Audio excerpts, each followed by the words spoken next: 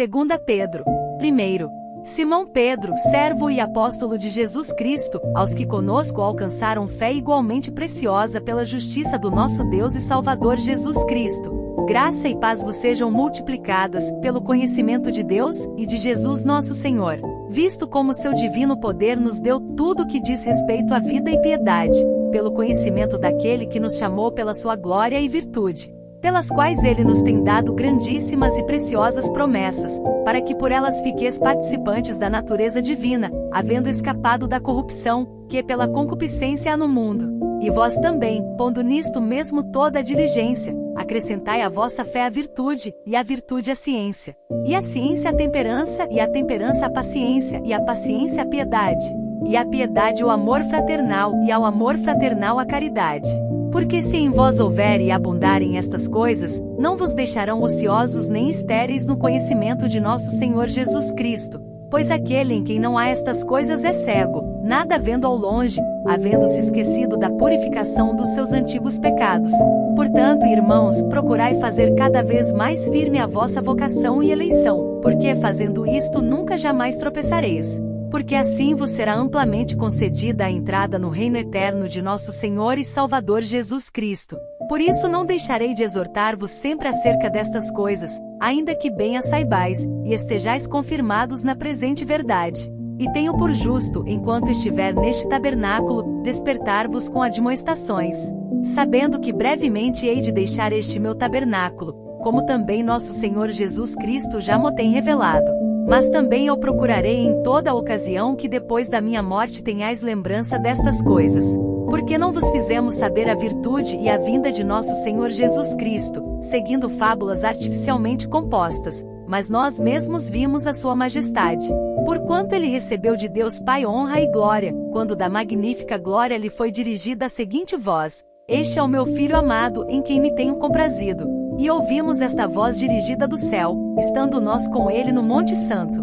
E temos, muito firme, a palavra dos profetas, a qual bem fazeis em estar atentos, como a uma luz que alumia em lugar escuro, até que o dia amanheça, e a estrela da alva apareça em vossos corações. Sabendo primeiramente isto, que nenhuma profecia da Escritura é de particular interpretação, porque a profecia nunca foi produzida por vontade de homem algum, mas os homens santos de Deus falaram inspirados pelo Espírito Santo. Segunda Pedro, capítulo 2.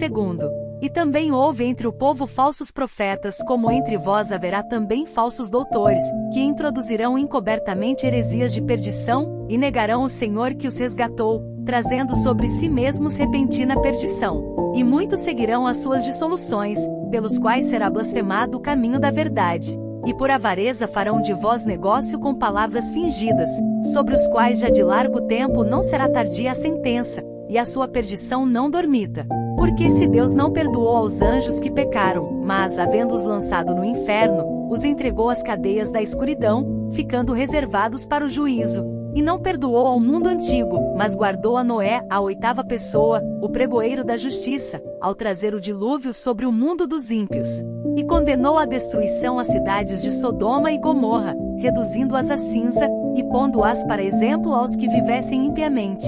E livrou o justo Ló, enfadado da vida dissoluta dos homens abomináveis. Porque este justo, habitando entre eles, afligia todos os dias a sua alma justa, por isso via e ouvia sobre as suas obras injustas.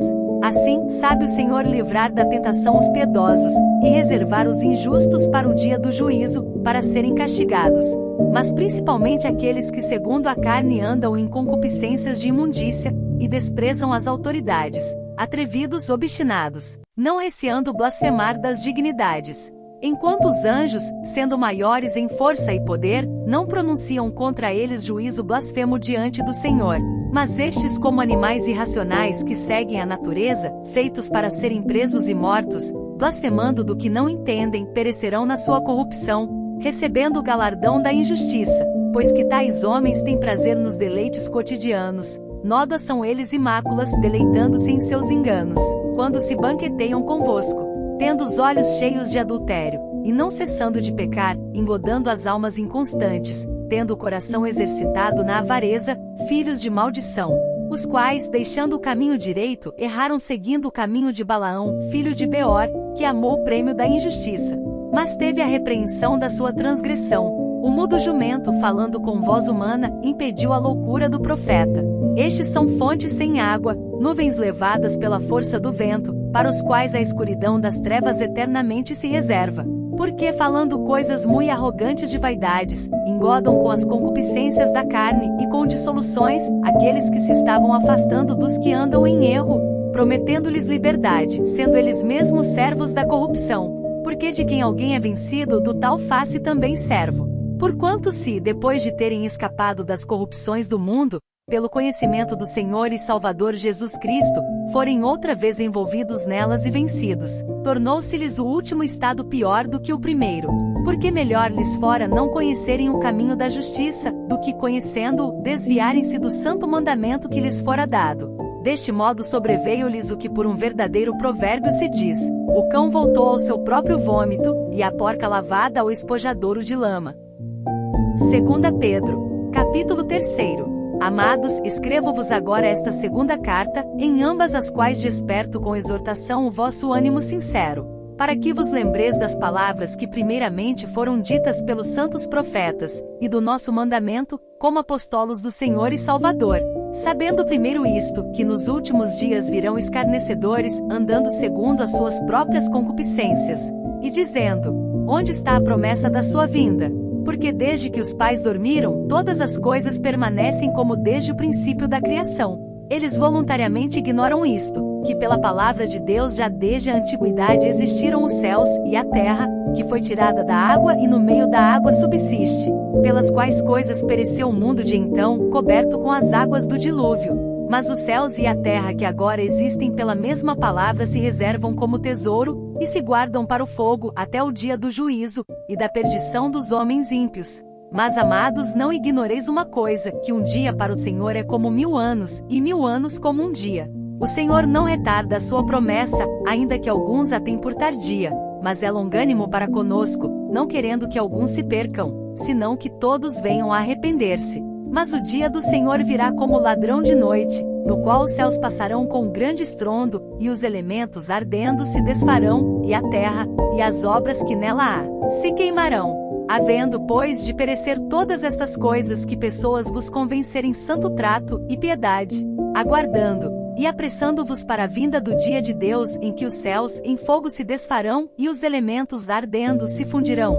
Mas nós, segundo a sua promessa, aguardamos novos céus e nova terra, em que habita a justiça. Por isso, amados, aguardando estas coisas, procurai que deles sejais achados imaculados e irrepreensíveis em paz. E tende por salvação a longanimidade de nosso Senhor, como também o nosso amado irmão Paulo vos escreveu, segundo a sabedoria que lhe foi dada. Falando disto, como em todas as suas epístolas, entre as quais há pontos difíceis de entender, que os indoutos e inconstantes torcem, e igualmente as outras escrituras, para a sua própria perdição. Vós, portanto, amados, sabendo isto de antemão, guardai-vos de que, pelo engano dos homens abomináveis, sejais juntamente arrebatados, e descaiais da vossa firmeza. Antes crescei na graça e conhecimento de nosso Senhor e Salvador, Jesus Cristo. A Ele seja dada a glória, assim agora como no dia da eternidade. Amém.